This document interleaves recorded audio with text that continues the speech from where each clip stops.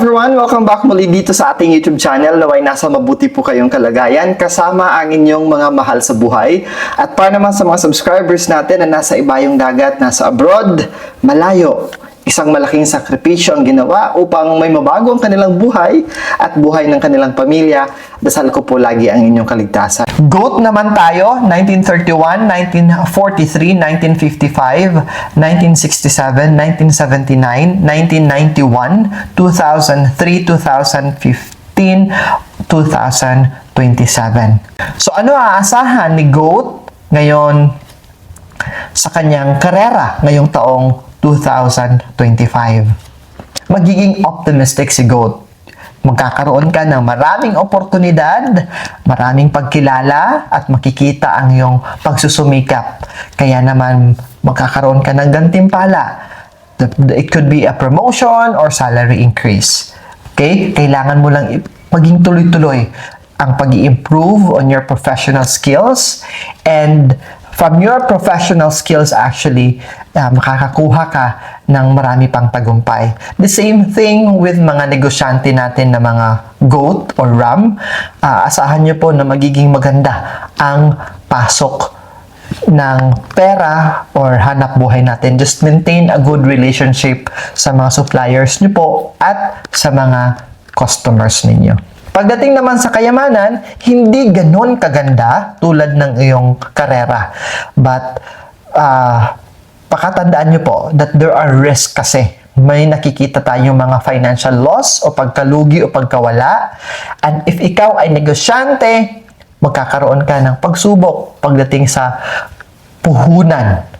Kaya, kailangan maging prudent, maging maingat tayo as an investor.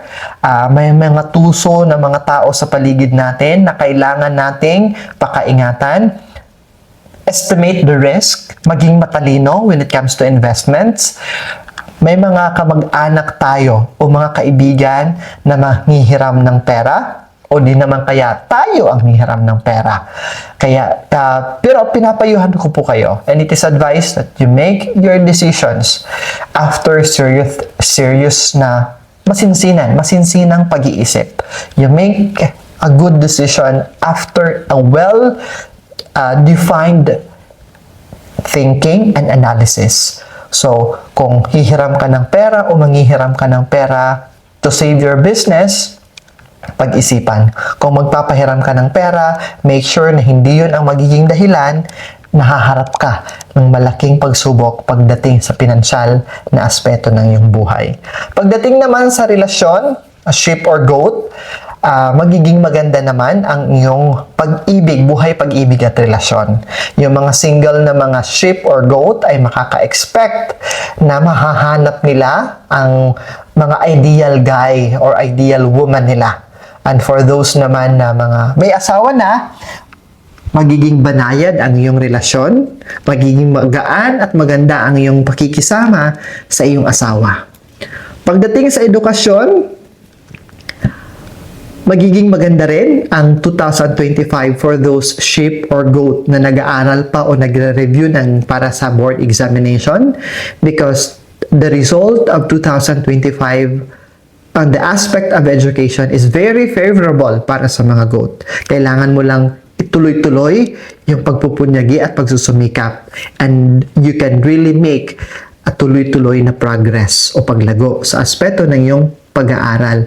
Ibig sabihin, for those who are soon to be graduating, hindi ka magkakaproblema, makakagraduate ka. And for those who are planning, mga GOAT and ship, who are planning to take board exam, this is the good year for you to take the board exam. Papasa ka, kaya kailangan mo lang steady lang ang mga plano mo at yung hard work mo sa aspeto ng pag-review o sa aspeto ng pag-aaral.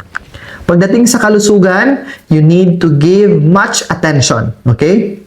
Lalong-lalo na sa mga bata o sa mga matatanda na kasama ninyo, dahil medyo affected sila, very much affected sila ng mga sakit sa 2025. Kung magmamaneho po kayo ship or GOAT, make sure that you focus your eyes and your senses, all your senses ay nakafocus sa pagmamaneho at sa kalsada.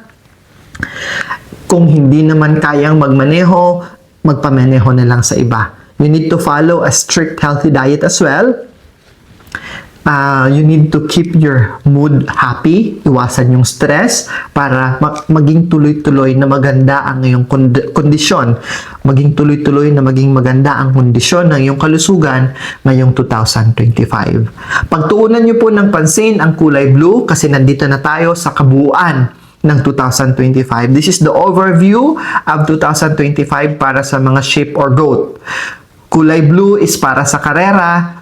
Give focus kasi magkakaroon ka ng mga pagsubok or challenges sa mga buwan ng Marso, lalong-lalo na on the month of June and October. While sa aspeto ng pera, malaking pagsubok ang haharapin mo, most especially on the month of June. Although makakabawi ka, but magkakaroon muli ng mga konting problema on the month of September at patapusin mo ang 2025 na magiging matagumpay ka sa aspeto ng pera o kayamanan. Pagdating naman sa pag-ibig, aasahan natin ang medyo hindi maganda, awayan, hiwalayan para sa mga magnobyo-nobya, ayan, sa July. Kaya pag-ingatan natin ang month of July and December. Actually, July, September, and December. Pagdating naman sa kalusugan, magiging maganda ang pasok ng taon sa mga goat or sheep sa kalusugan. Kailangan mo lang mag-ingat on the month of March, on the month of September, and on the month of November. Although December will end or 2025 will end na medyo katamtaman ang estado ng iyong aspeto ng kalusugan.